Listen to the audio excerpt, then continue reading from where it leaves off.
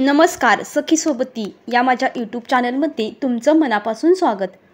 या चॅनलवरती तुम्ही नवीन असाल आणि स्वामी भक्त असाल तर चॅनलला सबस्क्राइब करा आणि कमेंटमध्ये श्री स्वामी समर्थ लिहायला विसरू नका।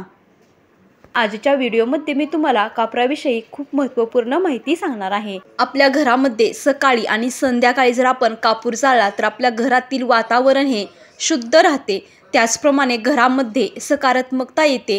घरातील नकारात्मक शक्ती दूर झाल्यामुळे कुटुंबात सुख आणि शांती नांदते। बघा, जर तुमच्या घरामध्ये खूप मोठा वास्तुदोष असेल आणि तो दूर करायचा असेल तर सर्वात सोपा उपाय म्हणजे एका भांड्यात कापराचे काही तुकडे घ्यायचे आहेत आणि त्या ठिकाणी आपल्याला तो कापूर ठेवायचा आहे।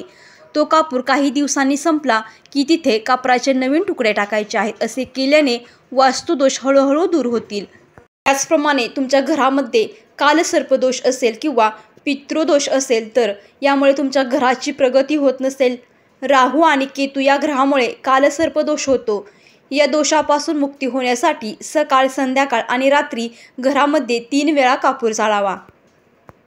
त्याचप्रमाणे तुम्हाला शनिदोष असेल आणि हा शनिदोष कमी करायचा असेल तर तुम्ही शनिवारी अंघोळीच्या पाण्यामध्ये कापूर आणि चमेलीचे तेल टाकून अंघोळ करावी। असे केल्याने शनिदोष दूर होतील आणि राहू केतूलाही त्रास होणार नाही।